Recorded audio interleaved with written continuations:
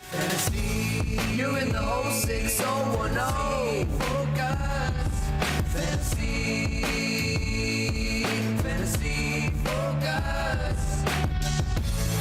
Welcome into the Fantasy Focus Football Podcast. It is Wednesday, November 6th. Field, Mike, and Stephania Bell hanging out with you as we are now halfway through Week 10.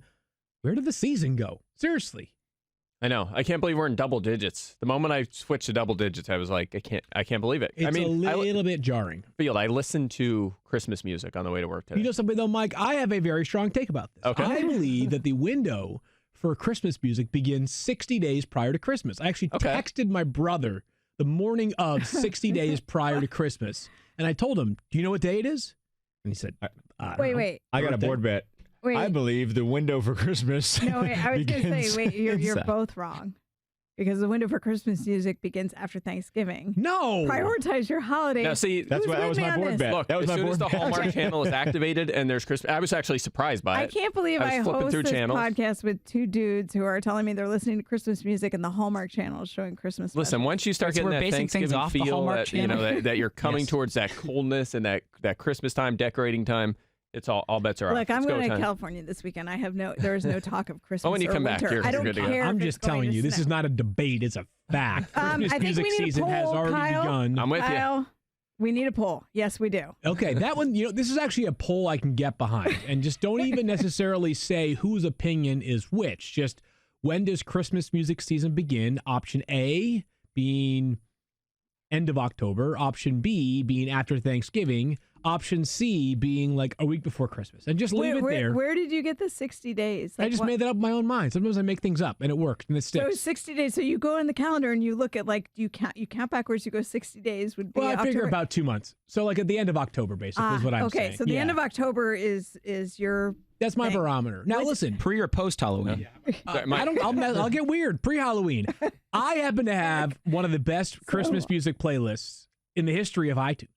Like I rock out, if those two don't have the 2014 Darius Rucker Christmas album, phenomenal. Love it. One of my favorite tracks of all time. Pentatonics is a must listen this time of the year. You guys you have some Pentatonics, old right? school Christmas music on there. Of course, You I've got gotta all the have, classics, of Aaron course. Neville Yes. Christmas album and all that. Okay. Many of the great ones, of course, All I Want for Christmas Is You by Mariah Carey, and the remix that includes Justin old Bieber. school, I've got them all. Listen, I'm You a do. Not Christmas old music school. enthusiast. I love it. I Wait. grew up on the Elvis CD, so Nothing I'm wrong- a sucker for oh, that. But Elvis Blue Christmas Yeah. might be one Yeah, of the it's best elite. I songs of love all it. time. Forget Yep. Christmas music song. So listen to this. You guys are sitting here telling me all these great options for Christmas music, and you're just going to limit it to like a couple weeks before I know, Christmas? that's crazy. I'm which with is you. why Exactly. No, because that's why it remains great. Because I'm not already sick of it by the time we get to Thanksgiving. I'm never You sick guys of are it. crazy. I'm sad when it's gone. I'm sad when it's Stephania, gone. Okay. I have a lot of words for you, Stephania. A lot of words for you. I'm going to bite my tongue, and before I regret saying something, I'm going to say, Jackson, press the button. After Thanksgiving, Field.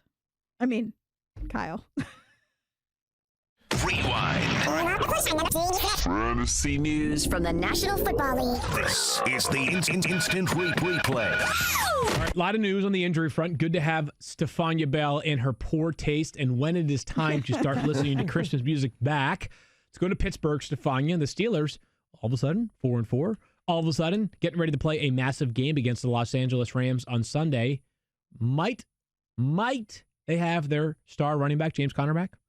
If you count Coach Mike Tomlin saying he was optimistic that he would have him for Week 10, then it sounds like it's a possibility. Again, they're going to limit him in practice early in the week. There's no real reason to expose him to contact. It's the last thing you want to do. So I think they'll get a feel for it. This will probably have a pretty good idea by Friday. I originally thought maybe they would let it go a little bit longer. They got a healthy Jalen Samuels. But I think the fact that they feel so good about how Connor is doing, now maybe it's looking like this week. Okay, here's the good thing about this injury situation.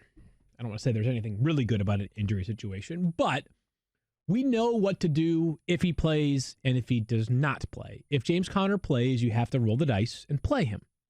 If he does not play, we already know the value of Jalen Samuels. We talked about it yesterday on the Waiver Wire Pickup Show. We've been talking about it a bunch since really last week when it became clear that James Conner might not play.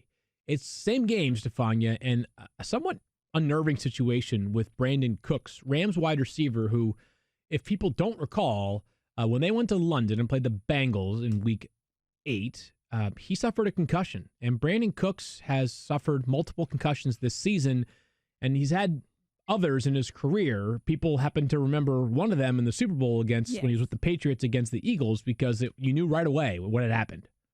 Well, and it sounds like he is doing what guys do when they've had to deal with this injury several times, which is consult with the specialists. We know he went out to Pittsburgh, to UPMC, to see Mickey Collins, who has really managed so many NFL players and athletes from other sports and has a lot of experience with this. So often serves as a consultant for players who are dealing with long-term ramifications from concussion injuries. And, it's kind of like we saw with Sterling Shepard. I go back to that last week. He also had consulted with folks. They got to a point where they felt like he was doing better. He was intended to be active for Monday night, and then we found out Sunday that he suddenly wasn't feeling well again and was pulled back. These injuries become very unpredictable, and the fact is that even as he makes progress, there's probably still going to be concern on his part, on the team's part, about when do you activate him. And even when if we hear, we don't know if he'll return this season or not. That's still an open question.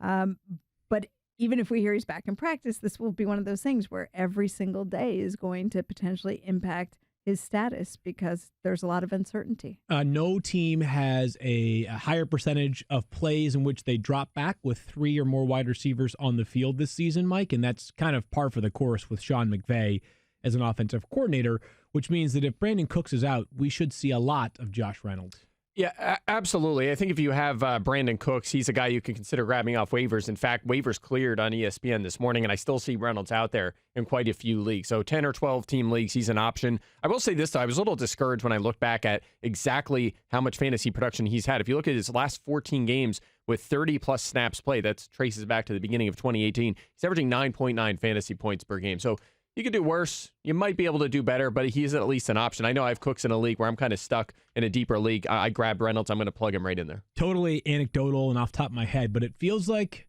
of those 14 games, it's been fairly boom or busty. Like, it's not like a consistent 9.9 points. Like, hey, he's getting like 4 or 5 catches for 40 or so yards. It's like he's had multiple touchdown games, and then he's had games where he's had 1 catch for 3 yards, despite being the third wide receiver and a good passing offense. I have some concerns about the Rams going to Pittsburgh on Sunday, by the way. Don't know if it's going to be one of those shootout type games. I am sitting here crossing my fingers. I've got my eyes closed for some reason. I'm not sure exactly why. But I really hope Stephania delivers me good news about A.J. Green right now. Look, I think he's coming back this week. All right. That's what you want to hear. This is because of the way A.J. Green has outlined it for us. He's a guy that you really appreciate when you're doing the stuff I'm doing because he's very straightforward. I think when he didn't have anything to say, he really wasn't talking. He was just doing work. And at one point when he came back to practice, he was telling reporters, or when not even practice, but he was doing some work on the field, and he first spoke to the media, he said, I don't really know where the initial time frame came from. I know this is going to take longer, and I'll just let you know when I'm ready. And then we've seen him progress his work steadily, even again when it wasn't practice participation, in terms of the intensity of what he's been doing on the side fields and working with the medical staff. Now the hope is, his intention was to put in full practices this week in advance of the game. So today being Wednesday, we'll get the first full injury report from the Bengals. If he's a full participant, then you can count on him coming back. Man, that will be great news. And there's a long way to go here. I really do believe that, I'm going to need assurance on Sunday morning at 11:30 when the actives are out before I feel totally 100% confident, because it's not that it's not a medical situation, but I always feel like there's more to these with a player of his caliber and the organization and the final year of his contract, etc. But Mike, if he does play, they play the Baltimore Ravens on Sunday. Do you feel confident? We've had this conversation about a lot of players this year that their first game back, you're not quite sure whether you would utilize that player. Is A.J. Green more the exception where you say, I don't care if it's his first game back in 12 years, or in this case, I think 15 games, I'm playing him. Well, he's played 17 snaps since week 9 of last season. Wow. Because remember, he barely played in the second half last year, missed the whole first half this year, so it's been a while. But here's the thing. The last time he's 31 now. Last time we saw him, he was already over age 30. All right, so he's kind of entering maybe a little bit past his prime. He's still in 8 games last season. He played in full, 45 catches, 687 yards, 6 touchdowns. He was wide receiver 8 right? So he was still delivering strong wide receiver 1 numbers. So again, I'm a little bit nervous. I'm going to keep an eye on reports. If we get one that he's going to be severely limited, that probably just means he won't be out run blocking, right? That probably means he'll be out running routes at least. Unless there's some report that he's going to be on a count of 15 to 20 snaps, that's the only reason I would bench him. He's just too good. And if he's healthy enough to play, I think he'll be healthy enough to give it a go when they're throwing the football. By the way, they throw it a ton because they have to. They're so deplorable on defense that a lot of the things that we've seen so far from the Bengals offense are actually good for Andy Dalton. Excuse me, for AJ Green's value. Well, I was just about to say, if you're now this new young quarterback in Finley Cincinnati, takes over, yeah. How happy are you if you get this number 1 weapon back on the field? And I feel just by the nature of the injury that AJ Green had, remember they called it an ankle sprain. Obviously, with this extended time, is a little more involved than that, and he had the arthroscopic procedure to boot. He's not coming back. It's not like something where you think like they're really going to control his snaps. It feels like if he's ready to go, and part of the reason for his wanting to delay it was, I don't want there to be any questions. I need to be ready. He's made it clear he wants to play if he's healthy enough to play. So I don't believe he's back out there if there's any doubt, at least in his mind, about how much he can play. All right, Matt Ryan for the Falcons missed their last game prior to the bye. They're back, and I believe Dan Quinn addressed a little bit of his practice participation this morning on the radio, Stephania. Yeah, he said he expects him to be out there and getting a good bit of work done today, being Wednesday now. Some of these teams are having bonus practices earlier in the week. So he didn't do anything early in the week, but Wednesday with their first full intensive practice in the injury report, I expect to see Matt Ryan out there. The team sort of gave us an indication during their bye week when they waived backup quarterback Danny Etling, who was backing up Matt Schaub for a week. Not that they couldn't re-promote Danny Etling, but that might have been an early sign of confidence that Matt Ryan will be available on Sunday against the Saints. Saints are a good defense, Mike, but Matt Ryan, fantasy friendly so far this year. No question. You think about that last game we saw him where he was injured and he was kind of struggling throughout that when it was the Rams game in Atlanta. It was kind of surprising how little he was doing fantasy-wise. But the 2 weeks prior, he was a top 2 fantasy quarterback in both of them. In fact, in 6 full games this season, he's been top 10 in 4 of them. So You just talked about Cincinnati having such a bad defense that they have to score and just to keep up. And that's led to a lot of garbage time production from Matt Ryan, who also has a career-high completion percentage. Like, he's playing really good football. The only thing that changed was some interceptions at the beginning, and the defense is just so bad. It just puts so much pressure on him. Reminds you of kind of Drew Brees like 5 years ago, right? So if I have a lot of investment in Matt Ryan, I will be starting him for sure this week if he's good to go. Yeah, he came back for a limited practice even before that last game, and I think they were just being smart. Like, there's no reason to put him out there when he couldn't really be as mobile as he needs to be just for his own protection, but I don't think he'll have any limitations. Same game, different team, different position here, Stephania. Alvin Kamara, I don't want to say that it's flown under the radar because it hasn't. Just from maybe a real football standpoint, we haven't talked about it as much because they just keep on winning, but Alvin Kamara missed a couple of games prior to the bye. He's now back. Do we think that means that he will play on Sunday? Yeah, as always, we'll know more once they're doing official practices, but Alvin Kamara, in the week before they went on the bye, remember Drew Brees was coming back? He was catching passes from Drew Brees in practice. So it's not like he was completely out of it, but he had the ankle injury. He also had a knee injury. For a guy who relies on the quick cuts and being sharp and mobile, there was no reason to bring him back when they didn't have to. He had the extra benefit of that time away from the game. I'd be surprised if he's not out there this week. Well, if he is out there, you know what that means. You're continuing to play Alvin Kamara. There's your big time breaking news. Hashtag analysis. Elevated level of insight you can only get here on the Fantasy Focus Football Podcast. I mentioned earlier that I texted my brother about Christmas music season beginning. He texted me a couple of days ago, not about Christmas music, but about, hey, can I actually start Kenyan Drake again? I started them with some hope last week and it worked out. And I responded, I wouldn't do it. Mike, he was your overachiever in week 9. Kenyan Drake was remarkable when, let's be honest, no one saw it coming. Yeah, there was no reason to. He was playing the 49ers. He'd been with the team for like 3 days. We didn't. I mean, the reports were very questionable as to how often he was hurt. Like, it was a lot of bad indicators. Yeah, the process was fine if you benched him. I think we've talked about that before. It's fine. Nonetheless, at 28.2 fantasy points, if you did throw him in your flex, good for you. You had a big week, but his expected total was 15, still pretty solid. I mean, he played, 88% of the snaps in that offense, so still had a pretty high expected total, but blew that off the doors, almost doubling it. You can't expect that. Even if David Johnson is shockingly rolled out this week, you still can't expect somewhere close to 30 points for Kenyan Drake. Though, I'll tell you what, the Cardinals running backs, if you combine all fantasy points scored by running backs this season, the Cardinals are in the top 10. So they're actually getting decent production. A lot of that has been through the air. Obviously 162 yards, touchdown, 19 touches in that debut, but he did only have one carry inside the 25-yard line and only has 6 career carries inside the 5. So he's not generally going to be used in that capacity. A hammerhead. No. Yeah, exactly. David Johnson's going to be back. Chase Edmonds at some point will be back.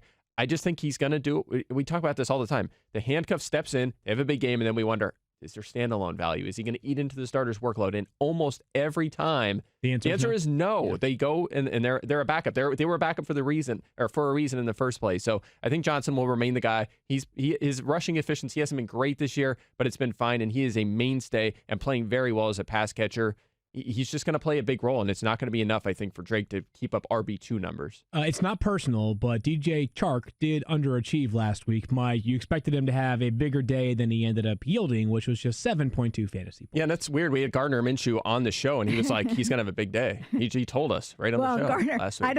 ask Gardner what he's doing right now. So, That's a good point. We'll talk about that That's a good point. I'm just glad you're back. I'm glad Fields in the chair, not Gardner, because he missed on that one. But was that a pot shot, by the way, a minute ago? Was that a pot shot? You're trying to that was that Gardner Minshew. Okay. Who got benched. All right. Yeah. Be careful. I'm saying I'm glad the smart, houses. intelligent Field Yates is back in the chair. That's what I'm saying. I'll let it slide. I was also high on DJ Chark last week. So anyway, I'm also guilty. I was just hopeful. Yeah. So I was equally disappointed. And here's the thing. He was positioned for a big game. That's kind of what we're getting at. 7.2 fantasy points scored, but his expected total was 15. I believe he had one where he had the ball and fell into the end zone and it just rolled out of his hands. That might have been Chris Conley, but both of them had a similar play where Minshew hit them and they fell to the ground and dropped it. So it could have been a bigger day for Chark. That one catch, for example, would have put him right near his expected total. Still had 9 targets in the game, only the 4 catches for 32 yards. But here's the thing, his 7.2 fantasy points, his fewest of the season. That was a bad game, his worst game of the season. Had 18 plus fantasy points in 5 of 8 games entering their bye, which is this week. And by the way, Nick Foles, it could help him potentially. I mean, they're not scoring a lot of points offensively. Maybe they score a few more. Maybe they get more touchdown opportunities, more red zone opportunities. That could actually help DJ Chark. Keep in mind, Foles only attempted 8 passes in week 1. He was 2 of 2 thrown to DJ Chark and had a 42-yard touchdown. Very small sample, but the good news is it's not like he just wasn't going to do anything with Nick Foles and then Minshew comes in and his best friend. He's actually, if you look at just games where D.D. Westbrook and DJ Chark have been on the field together and healthy this season, Westbrook's actually out-targeting DJ Chark. But Chark has been, the playmaker downfield, scoring the touchdowns, the more efficient player. It's going to be a good situation, even with the quarterback change and even with him coming off kind of a down game. I don't know if Mike even realizes that he just answered 4 of the questions that we were about to ask here. Yeah. But first of all, Mike did break the news that Nick Foles is now the starting quarterback again for the Jacksonville Jaguars. They announced that yesterday. Not an easy decision to make because as poorly as Gardner Minshew played this past weekend, even looking fantastic along the way, he has been really rock solid for them. I think you can make the case that he will prove to be, I know this is going to sound outlandish, one of, if not the most valuable commodities from the 2019 NFL draft, because you could potentially trade him for something that's way more substantial than the 178th pick. And if he's a backup quarterback for $2.7 million over 4 years, backup quarterbacks right now, like Chase Daniel, I think makes $7 million a season. If you're paying Gardner Minshew $700K, the guy clearly has a future in this league. Nick Foles is back, and one of the questions that I know a follower on Twitter, Kevin, wanted to ask, and sorry for hijacking Keith's question here, but we all like Dede with the idea of Foles starting this preseason. Do you think it's time to reinvest in Dede Westbrook, despite the fact that the team has a bye right now, and he was banged up last week? Yeah, Westbrook should remain on benches or as a flex option. He was a flex / wide receiver 3 before he got hurt anyway. So again, I don't think much changes here. Westbrook and Chark were already seeing a significant target share, both around, I think Westbrook in the 22 to 23% range, Chark around 21, 22%. That's more than enough to be a starter, especially if they're scoring more points like we expect. So it'd be interesting to follow Westbrook's health status because this is a neck shoulder issue that he's had for a couple of weeks, and his intent was to try and play through it. I was actually surprised that he ended up not being able to go this week because he is trying to play through this. So it tells you it must have been really bad for him not to be able to go. And I'm under the impression that it's going to be something that's potentially he's going to have to manage for the rest of the season. So with that being said, Chark becomes, I think, that much more attractive.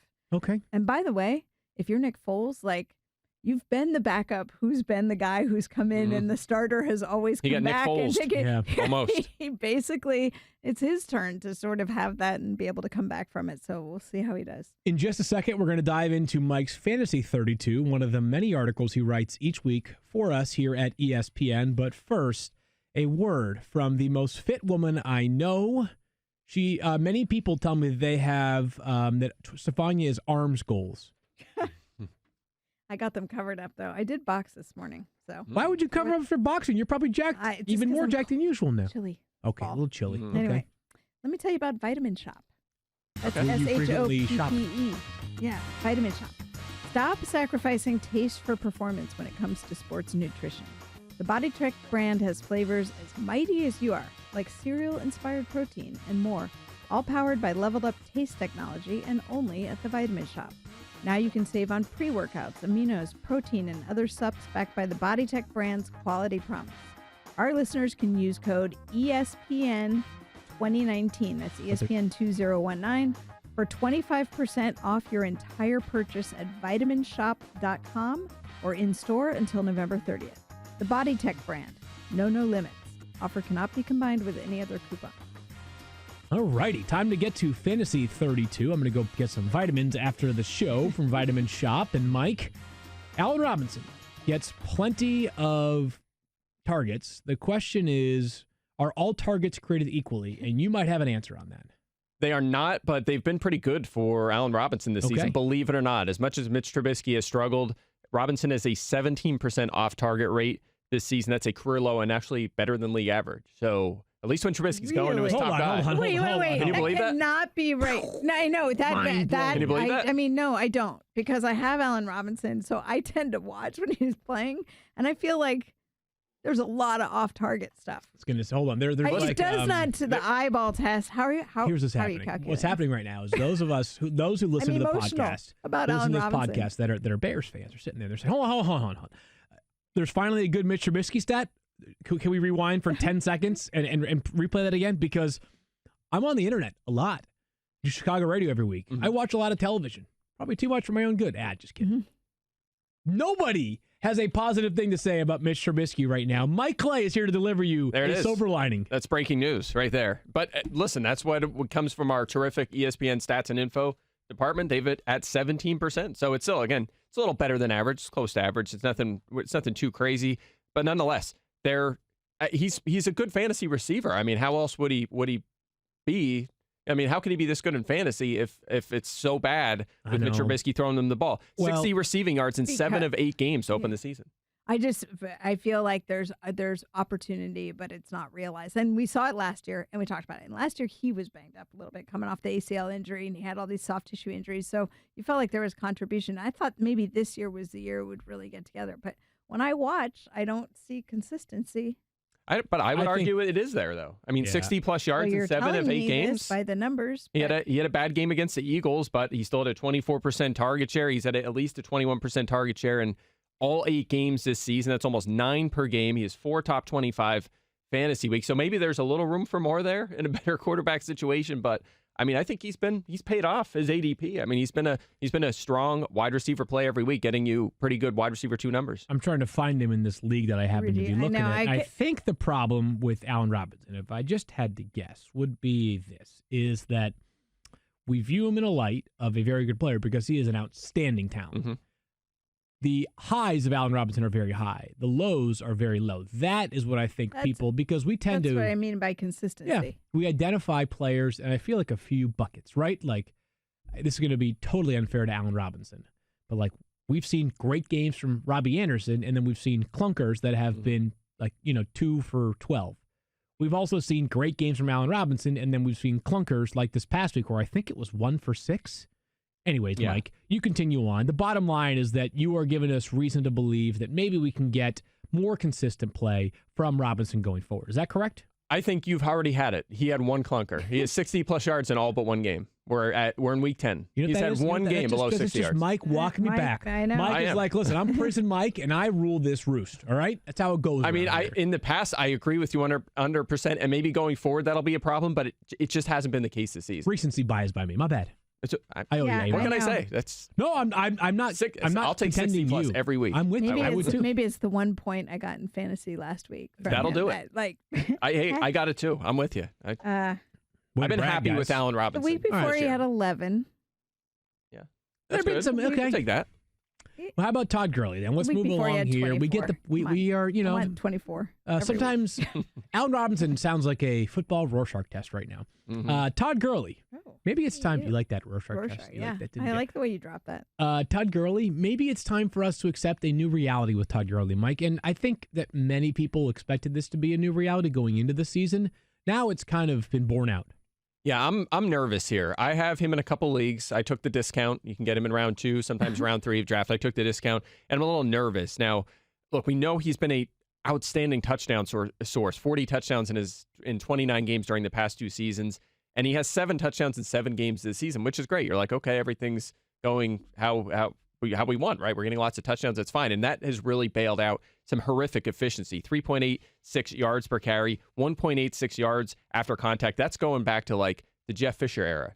This is worse than the Jeff Fisher Take era. me back. That's problematic. He also, even worse, I mean, his receiving efficiency has been brutal. 65% catch rate, 3.5 yards per target. They're both easily career lows. Set a season low in snap share during each of his past 2 games. He has kind of settled in as a touchdown-dependent RB2 with poor efficiency behind an offensive line that struggled a bit up the middle.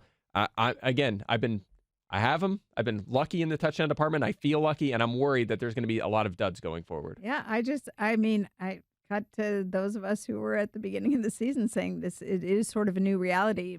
Every year we have this question of when a player's coming off something big. And in his case, it wasn't that he sustained a big injury, but obviously it was a big deal in the way his last season played out. And the question is he healthy going into the season? Well, according to the Rams, he was healthy. He was not listed on injury reports. It was all like, oh, you're going to get Gurley, you're going to get the same guy. And for those of us who were watching closely, it's like, how can you say that this will be the same guy when your approach is different? Your approach is he's only going to take half the reps in practice. He's going to have a day on, a day off. He's not going to play in every series.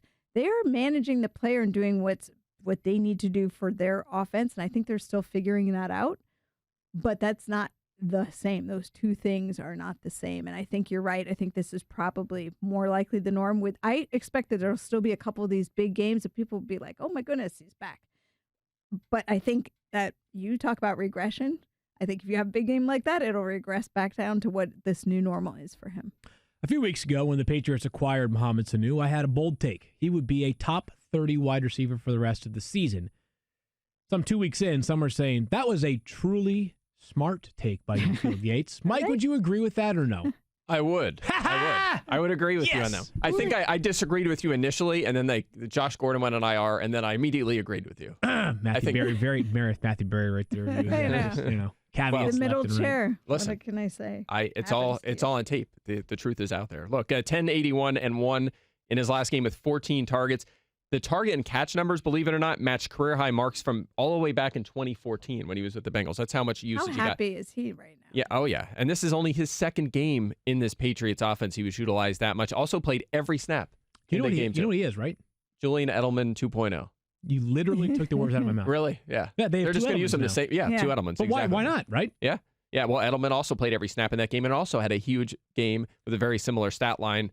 They're going to their bye week this week. We know that, but then they play the Eagles. We know you can take advantage of that defense. I mean, yeah, if I have Sanu, I'm starting him every week that I have him. Yeah. I really do believe that, like, they have 2 Edelmans now. Yeah. And that's Edelman has accomplished more in his career. I mean, they have 2 players they will utilize in a very similar manner to what Julian Edelman is. Neither one of these players is going to be a consistent vertical threat, but both of them are going to have a chance for, 6 to 10 catches a game.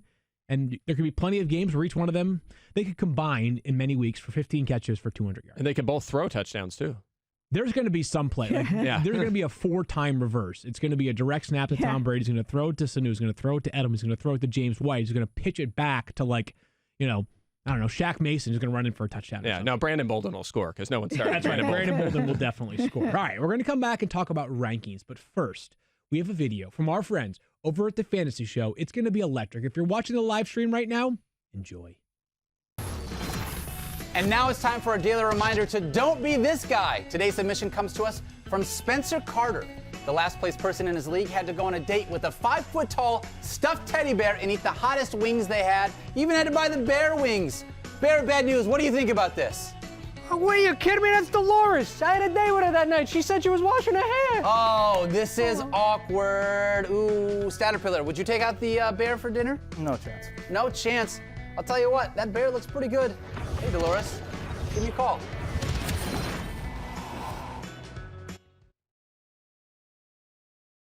He's a brainiac, he's my clay. Again, I will contend that he might not be a brainiac. Whoa! I just said nice He things. just supported No, you.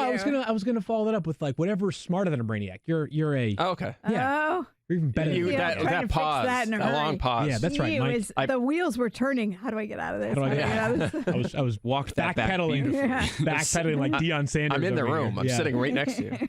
All right, a little conversation about Week 10 rankings coming up, and there's a really interesting one coming up here for. There's a couple of quarterbacks. So the question is more, I would say, positionally driven than it is about one specific matchup. But how much does the matchup matter in your quarterback ranks? And there's really no perfect place to start here. Just like speaking generally, Mike, because you are the the origins of our ranks each week because you set the projections. And so that when with Stephania, myself, Matthew, Tristan Cockcroft, Eric Carabell, Matthew Bowen, others who are part of the ranking process go in and do our own rankings. The tool is set to what you have. So we have to adjust accordingly. So it's sort of the godfather of the rankings, Mike. How would you say matchups impact your rankings for quarterbacks? Yeah, and there's a lot of variables that set the initial rank, like schedule-dependent rankings, right? The order, and you're going to get it, like Mahomes, Watson, Roger, the top guys in order. So you start there, and then the adjustments I include are a few obvious things. Touchdowns allowed by the defense is a huge one, right? There's a difference between playing 49ers and the Patriots and, a team like the Bengals or the Falcons or something. Obviously, that's going to sway the needle quite a bit and could potentially move a running back from, say, 3rd to 10th. There's adjustments for pace and plays. Offense, like if you play Arizona, you're going to run more offensive plays. If you play Baltimore, you may not because they're on the field so often. So that's a factor. The pass run rate, which is driven a lot by, it could be scheme, but also game script, of course. If I make an adjustment and it looks like the team's going to score fewer points, they're probably going to be behind more often. And they're going to throw more passes. So that obviously factors in as well. And then, of course, efficiency stats. I'm going to look at the efficiency of defenses in categories like yards per attempt. So all those variables kind of work together and will move players up and down. But I'll just, add this on the end. A player may move more than another because they're a pocket passer in a tough matchup, whereas a runner like Lamar Jackson might not move much because he's going to run for 60 or 70 yards, maybe a touchdown. So you don't have to move the needle as much in a tougher matchup. Yeah, rankings are interesting for me because with quarterbacks specifically, there are some guys that I just say, even if the matchup is poor, like I'm just going to take my chances because you only play one. It can be difficult to roster two depending on the time of the season again. Like if you had thought about benching Lamar Jackson last week, you would have had to add another quarterback. There were 4 teams on a bye. It's very possible that the preferred options may have been picked up ahead of you. So not that I ignore matchups for quarterbacks, but I tend to trust my guy. If I have a guy that I trust, leave it there. So matchups definitely matter. I think about it a little bit more with my flex considerations more than anything. Hopefully your roster is fortified enough that I don't say you don't tinker at all during the week, but that there are some players, the core, that just sort of, it is who it is. Well, I think the matchups they affect me a little bit. And there's one in particular this week where Russell Wilson, who's been playing out of his mind, has just been a wizard on the field, comes up against the 49ers defense. And this is going to be a tough game. I think it's tough on both sides. Like we saw this NFC West. You can be a team that's not doing very well. You're still going to play very, very, very hard. And they always play them tough. And Russell Wilson just has the ability to do things with his legs that if it were another team playing the defense like that, I would probably drop him further, but he still stays a top 10 quarterback for me because he's Russell Wilson. I think we kind of learned a lesson this past week because there were some people that wondered, should you be benching Lamar Jackson against the Patriots? And not that this is a carbon copy, but there actually are some very Right, similar traits concepts there, here, right? yeah. Dominant defense versus a quarterback that's been absolutely scorched earth so far this year in Russell Wilson. And I understand that he is not the runner that Lamar Jackson is, but still, the idea of benching Russell Wilson, I mean, I've got him in the war room, and we're rolling him out there because although it's possible that, the 49ers defense can be as dominant as it was for their first 7 games. They have We're lost coming to off Seattle at home. Oh, and we're Last coming off year. of Kyler Murray week. Kyler Murray with lesser weapons than Russell Wilson, a lesser offensive line, comparable rushing ability. Both can run, but don't necessarily run a ton relative to someone like Lamar Jackson. And he just went 23 points against them. So I feel fine playing Russell Wilson this week and just saying, like, could he get you 12? Possible. But could he get you 30 because he's Russell Wilson? Yes. Yeah, no doubt. And I have him QB8. I know we're all pretty close. We still view him as a starter, but I will say this. 4 times this season, Wilson has finished the week 16th or worse among quarterbacks, right? So these guys do have down weeks. Sometimes it's going to be just bad luck, like they just don't get a passing touchdown. Other times it is related to matchups, and they just don't have as efficient a day. So I think it's important to consider all variables. Some are more important than others. And I'm like you, we ranked Jackson as a starter last week. We're ranking Wilson as a starter this week. So you can move the needle a little bit. But that kind of thing, I mean, if you have him, you probably don't have a better option, and you're going to start him, and that's fine. All right, so similar conversation about matchups, but not necessarily as generic. Just the idea that David Johnson plays the Buccaneers this week, and this game has all kinds of shootout potential. So I'm actually more optimistic than the two of you, specifically you, Mike. I know you're a little bit down on Johnson, a little bit, not benching him, but still. The reason why I have him at number 8 right now, I understand that we expect him to play and he could still be a little bit banged up, but I'm assuming he'll be healthy going into this matchup. That's my operating idea for this ranking, is that A, Chris Carson did rip off a big long run against the Seahawks last week, and B, David Johnson is such a dynamic part of the passing game in Arizona that, if he gets you 6 catches for, let's say, 40 yards, plus runs it and scores a touchdown, I could totally see a top 10 finish. You're just saying, I'm assuming, this is a brick wall run defense in Tampa Bay, so you better mitigate your expectations. Yeah, I mean, he's been a top 12 running back in 5 of his 6 seasons, which we kind of talked about that earlier. He's still been a pretty darn good fantasy quarterback and a lot of utilization, playing almost 80% of the snaps, but it's really about the defense. Bucs defense, second fewest fantasy points to running backs, second fewest rushing yards, and fourth fewest receptions and receiving yards allowed. And again, Johnson does a lot of his damage as a pass catcher. And I thought this was really interesting. Running back units facing the Buccaneers this season are averaging 13 fewer fantasy points than their average. That's nearly double the next closest team, the 49ers, at -7. That's unbelievable how dominant they have been against that position, and it really makes me nervous about this, about Johnson and the running back room here for Arizona. Again, I still feel like Johnson, even if you move him down, still a starter, but if I'm playing DFS or something, I'd stay away.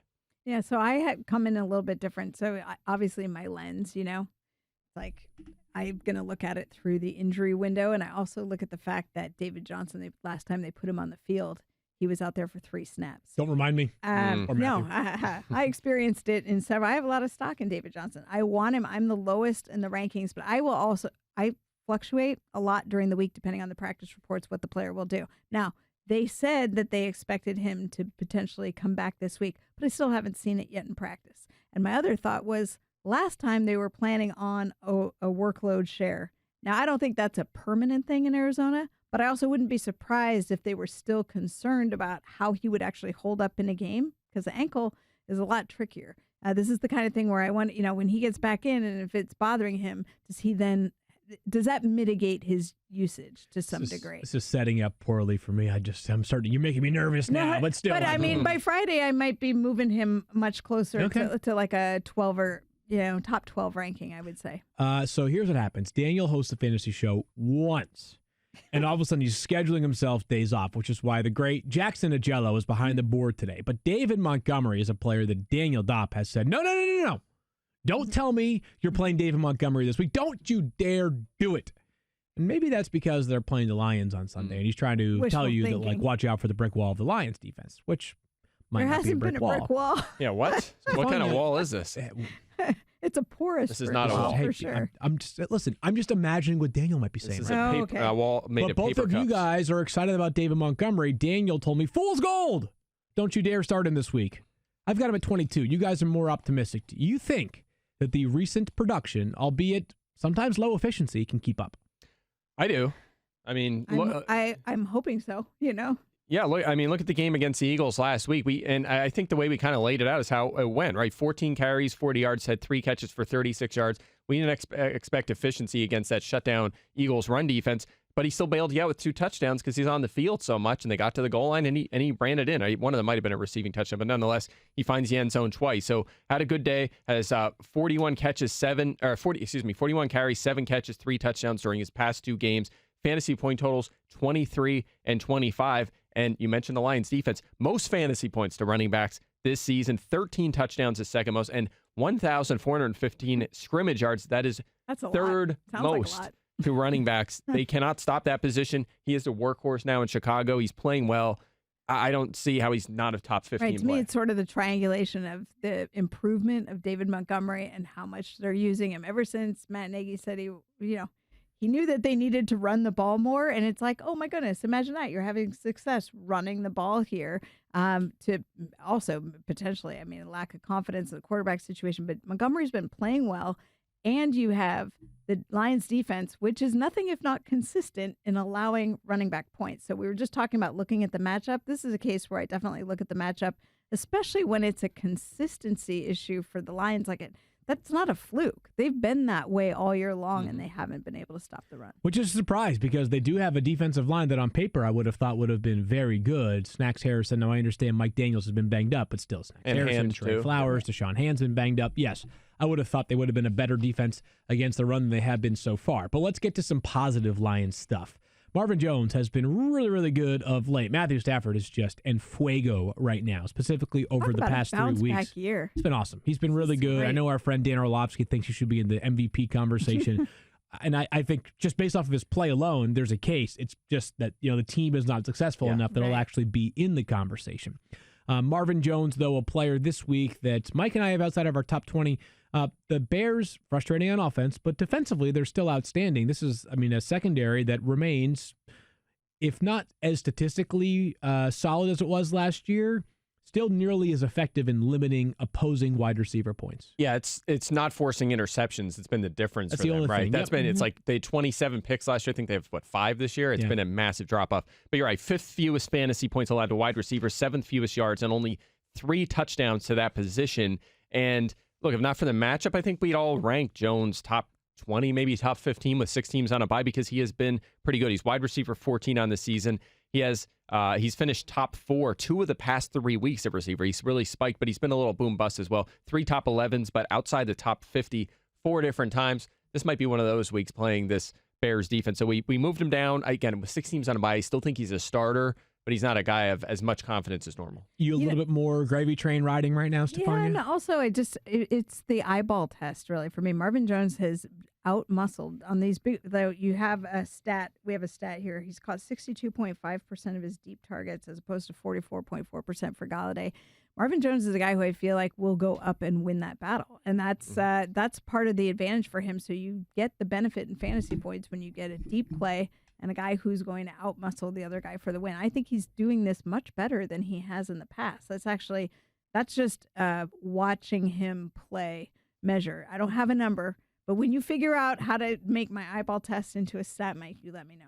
Well, look, stats are just charting what we see with our eyes, right? So that is. Okay. The numbers are. That's going to be Mike's tombstone one day. Mike Clay when lived you're a great life. Out muscling, you're out physicaling. That would be what? That'd be 50-50 balls. They track that stuff now. He could find that in next gen stats. Mike really is. He really is going to make it be. He's going to tell me there's a stat for that. There's a stat. There's a stat for everything these days. Okay. I have a question for you. Is there a stat about how poorly the Browns have used Odell Beckham Jr. so far this season? I guess so. I mean, the fact that Jarvis Landry has more targets, would that be? There is just not a single statistical barometer that I can point to from Odell Beckham Jr. and say, good job, Cleveland. You're really nailing that one. Traded the first-round pick plus more to acquire Odell Beckham Jr. Obviously, you know all that. You know that he's a wonderful talent, and he actually showed it last week in just a beautiful catch against the Broncos late in that game, and you're thinking to yourself, aha, there's the guy. And yet, for whatever reason, in high-leverage spots, the Browns don't find a way to get the football to Odell Beckham. Begrudgingly, I still have him inside my top 20, and I want to see him do well. I've got him in the War Room League. There's a lot at stake here. Are we confident at all, even a shred, that against a really good Buffalo secondary, he can get off the schneid? Not this week. I think that I'm gonna have a very optimistic case here on Beckham for the long term. It's good. not this week. But we're 2/3 of the way through the season. I know, but it's not over yet. If you're still hanging in there, if you're 500, he can help you in the fantasy playoffs if he hasn't kept you out of them. Well, hey, if you built a good team, you should be hanging in there. Look, he still has, despite the fact that he's been wholly disappointing this year, still has double-digit fantasy points in 6 of his 8 games, despite what is the league's hardest schedule for wide receivers through Week 10. So including this week's against Buffalo, if you look at fantasy points allowed to wide receivers and look at the schedule of every team in the league, the Browns have had the worst through Week 10. So you still have the tough one this week. The Bills third fewest fantasy points to receivers, 9th most targets against, but the 7th fewest receiving yards and only 2 touchdowns. That's how efficient they've been. I think he draws the Tre'Davious White shadow, which makes life even tougher on him. But here's where it gets positive. I mentioned they've had the hardest schedule so far. They have the 11th easiest from Week 11 on. So there are some lighter matchups. It's not as, it's 11th easiest, whatever. It's like mid-pack fine, but it's a lot easier than what he has dealt with over the past month and a half, which has been, look at it. Denver, the 49ers, the Patriots, the Bills. But there was 2 things. One is there are some receivers we talk about as supposedly being matchup proof. Like these are guys you don't worry. I mean, we don't worry about Julio Jones against the matchups. We don't worry. And granted, they have down days, but that doesn't explain the consistently down performance. I mean, there's a lot more than just Odell. But here's one I want to know if you have a stat for. When you see, we know that Odell is unhappy with how he's being utilized. We see the camera. There's a side convinced they have a camera dedicated to watching how Odell reacts when he's on the sideline after games like this. As he gets deeper in these things, the frustration buildup, how do you factor that into the performance? You can't tell me it doesn't make a difference at all. He didn't seem happy in New York, and he was an elite fantasy receiver. So I don't know. I mean, man, we give Eli Manning a hard time. He got the ball to OBJ. Yes, give him credit for that. At least he got the ball. But I just feel like Beckham really has had an extraordinarily hard schedule. Like it's a very unique, odd situation that they've played like 4 of the 5 best pass defenses over a month and a half, and it's shown in his numbers. And he has spiked at times. He had 6 for 60, 6 for 161 at one point, 6 for 101. I believe that was against Seattle. 5 for 87. He has at times been decent, and that's what he's played 8 games. We mentioned like 5 of them were extremely tough defenses. He's had a couple good games. I think he can put together some pretty good games in the second half here. I have nothing to say. I'm just like, I hope, I pray. I want it desperately. I just want. He's still really good. No kidding. I mean, we all know that, but I think everybody knows that. That's the frustration. It's like you sit there when you have a receiver like that. You go, I can't leave him on my bench because this could be the game. But you're now going into Week 10, and for the most of those weeks, it hasn't worked out. And I believe what you're saying, and I have him ranked the lowest of all of us. And I was debating, literally looking at him at 20, going, I'm starting 2 wide receivers every week. Am I telling myself that I'm starting him? Because maybe I'm not. I don't know. I'm just. Field, are you starting him? You're the one who has him on. Yeah, I'm starting him. I'm down. We're definitely starting him. I'm just hopeful. I'm starting him with some hope. You ever feel like ticketing websites make getting to the events difficult on purpose? Of course. Yep. It's as if they're so big and they can get away without caring about the customer experience. It seems ridiculous to me. So what if their site's annoying and doesn't have the events you want? Hello, status quo. The real question is, how easy could it be if those ticketing sites actually cared? With millions of live event tickets and a price match guarantee, SeatGeek proves there's a better way. Search sports, live music, comedy, and more, including Sad Factory of the Browns offense. SeatGeek has tickets you're looking for all in one place. In the industry that tends to stagnate, SeatGeek decided to stand out from the crowd. They built the fastest way to find tickets, so you can stop searching for the perfect seat and start enjoying it. Why is SeatGeek better than the rest? A quick look at the App Store shows over 50,000 5-star reviews. How's that for customer satisfaction? SeatGeek pulls together millions of tickets from all over the web. Then it rates each deal on a scale of 1 to 10. Finally, SeatGeek displays them on an interactive seat map. SeatGeek breaks down the details. Green dots mean good deals. Red dots are overpriced, and every purchase is fully guaranteed.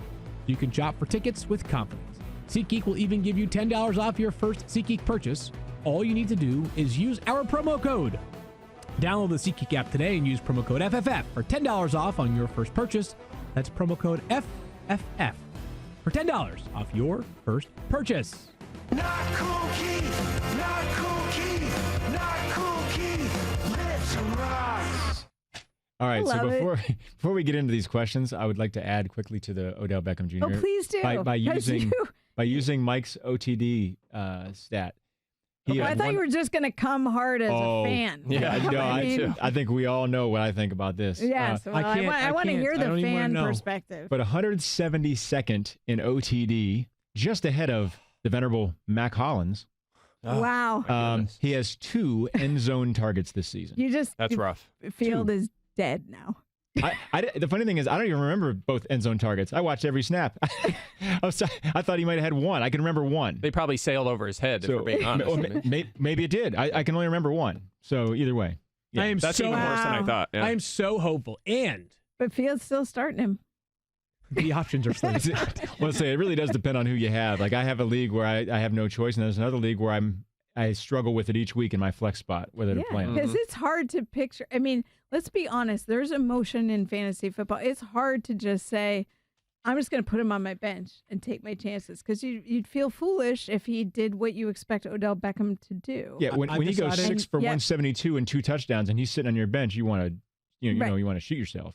So I've decided I'm going to do something. You know what I'm going to say? I'm just going to praise Odell Beckham Jr. Incredible talent. I'm hopeful that he sees lots of targets on Sunday, and I hope that he scores a touchdown or 2.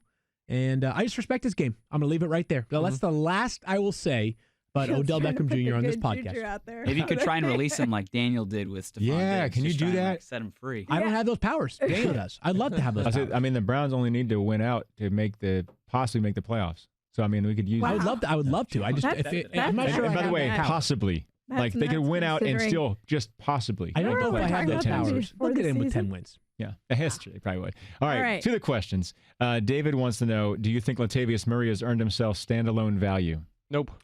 I don't think so either. I think it's tough. In a deeper league, maybe. If like a 16-team league, perhaps, because running backs are hard to find with 6 teams on the bye. But other than that, nope. 6 weeks he has played with Kamara. His fantasy finishes 23rd, 58, 74, 61, 48, 29. That's not good. Wow. I guess nope sums it up then, doesn't it? I know. Nope. Period. Okay, so Justin asks in the chat here, what do you do with the Patriots defense this week? And then, of course, in that case, which DSTs would you pick up for streaming? I'd hold. I personally would hold. Certainly, and the schedule coming up after the bye is not great. But if you look at the last, I think 4 weeks of the season, if not the playoffs are magical. I believe it's the Bengals, Bills, Dolphins, and Jets to finish the season for the Patriots. Oh, what a gift for them. They have the Chiefs in week 14. After that, it's Bengals, Bills, Dolphins. Yeah, love that. So you love that. It's pretty favorable right there. So yes. Feel pretty good about that. So anyways, let's get back to, I think we all agree we'd hold, right? No question. Streaming options here include, but are not limited to, if we could scroll this screen up just a little bit, the Colts who face the Dolphins on Sunday, the Ravens who face the Bengals. They're available in 66% of leagues. Oh, my goodness. And then it becomes a little bit more about how you feel. How lucky do you feel? Do you feel good about the Jets' defense against the Giants or the Lions' defense against the Bears? Jets are like number 6 in points, aren't they? In ESPN Standard. Aren't they up there? Really? Aren't they up there?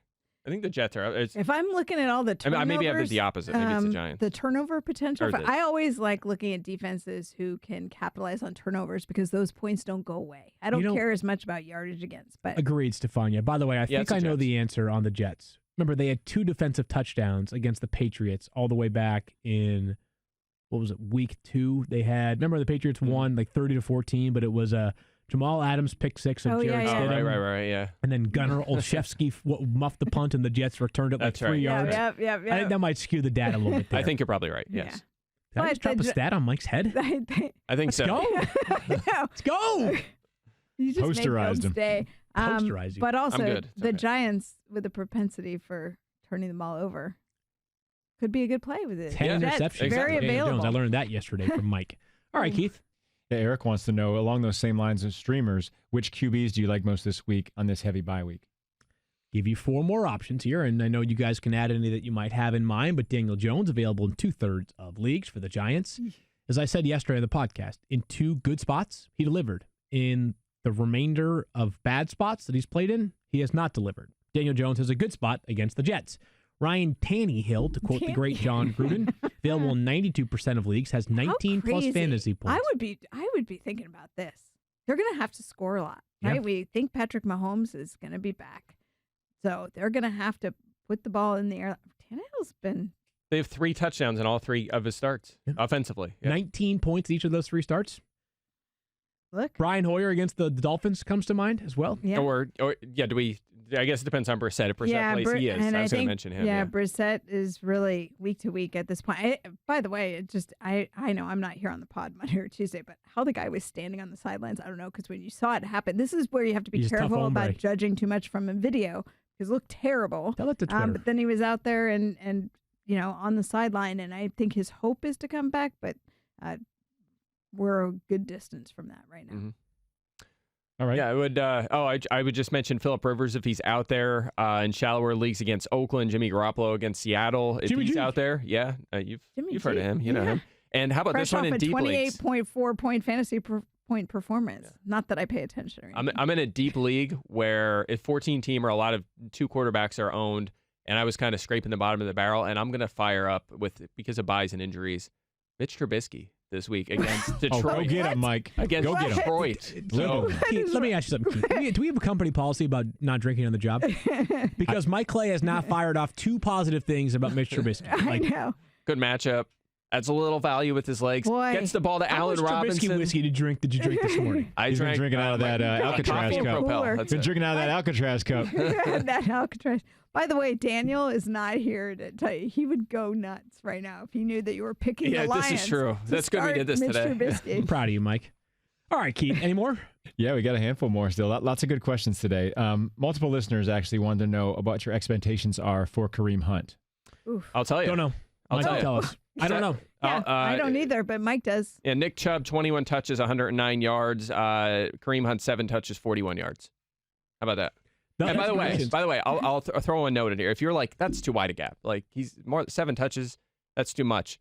If you have Nick Chubb on your roster and you feel that way, you should be trading him right now. Because if he's going to fall down to 15 to 17 touches to get Hunt involved, he's not going to be able to be an RB1. He's just not going to, especially in this offense that struggled to score touchdowns. So just keep that in mind. I have no clue. I can't recall. I really don't have an example off the top of my head. The last time a player of Kareem Hunt's abilities changed teams, missed a significant portion of the season, no injury concern, obviously. This is not about... We haven't seen him since he had surgery. Okay, sorry. Presumably... I mean, you presumably not, but again, like, until I see it, some guys it takes a little bit longer to look like their old selves. Like, do we know if he looks like the Kareem Hunt that we saw in Kansas City? Yeah, he hasn't played in a year, right? So. But I don't know what he would be. I don't know. I'm not trying to skirt the question. I just don't know. I'd rather rely on Mike's projections. Yeah, that's what we have for the projection this week. I think it's conservative.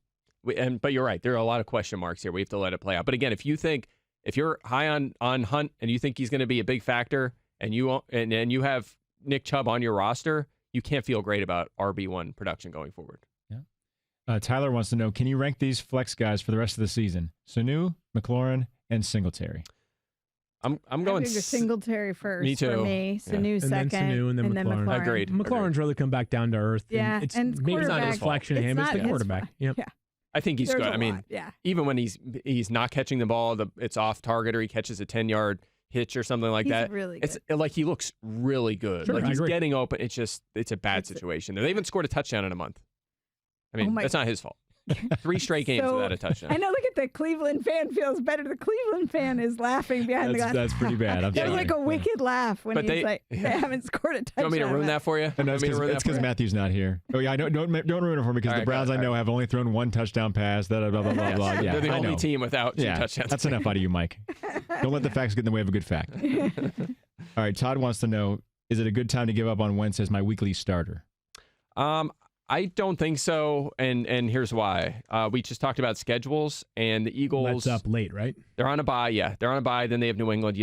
Obviously you don't like that matchup. Then they're home against Seattle. You do like that one. At Miami, good. Giants, good. Redskins, good. Cowboys at home, fine in Week 16, and then if you play into Week 17, Giants. I mean, it doesn't get much lighter than They that. have a nice finish there. Incredibly light. One of Note the to easiest self, schedules left. If somebody gives up on Carson Wentz, I'm going to go with that schedule. I love it. There you go. Got one last one here from Miller's. How drastically has your dynasty outlook changed for Mixon, Gurley, and Godwin this season? Yeah, this could be a long conversation. It really could be. The one thing I'll say, Joe Mixon's still 23 and led the AFC in rushing last year. I think he's going to be okay. Once Jonah Williams comes back next year, they'll address the O-line in the offseason, I hope. I mean, we thought they'd address the defense in the offseason. They did not do that. So we'll see. I still have high hopes for him. Todd Gurley's 25, which is still pretty young, but is he going to be on their team next year? Like, they have cap issues, right? I mean, could they move on to Darrell Henderson? I'm a little more nervous there with the health and. Yeah, I mean, I don't know about the being on the team. I hadn't really even gotten into that thought. I don't know what the cap implications are. Yeah, after what they paid him. But, I mean, I think from a standpoint of what he is as a running back, I think he is what he is, at least with this team. You know, if you're talking about him going somewhere else and they're like, we're going to push him out there, you might see flashes of the old Todd Gurley, but you don't know how long that will last. And Chris Godwin, no dynasty. he'd be there. Chris Godwin, yeah. He'd be right there near the top of the wide receiver depth chart. Exactly. For me. Yeah, no doubt. Top 10 for sure. Wide receiver 1. I wouldn't treat him like, oh, this is just a half-season flash and he's going to crash back to earth. He's kind of been quiet the past few weeks, but I think he's a legit talent. And in a high-scoring Bucs offense, they're putting up 20, 25, 30 points every week. It doesn't matter if they play on the West Coast, in Seattle, L.A., if they're at home. They score so many points, and he's a big part of it. Jameis is going to throw the ball. It's just the games where he actually gets it to those guys versus somebody else. And Jameis, barring a late-season crash, will probably be back next year, too. I mean, it's franchise tech. That's my. Yeah, I think so, too, unless he just crashes in the second half and starts throwing I think a interceptions franchise tag times makes sense for a few reasons that we can get into another podcast on another day. Speaking of another day, tomorrow we're coming back with Mike and I will be here hanging out, doing a little bit of wide receiver cornerback matchups, some advancement of injury news that we talked about earlier on today, potential playoff preps for those that are looking towards weeks 14 through 17, and of course, Thursday night preview, Raiders against the Chargers. Can't wait for that matchup. In the meantime, we'll talk to you guys mañana. Peace out.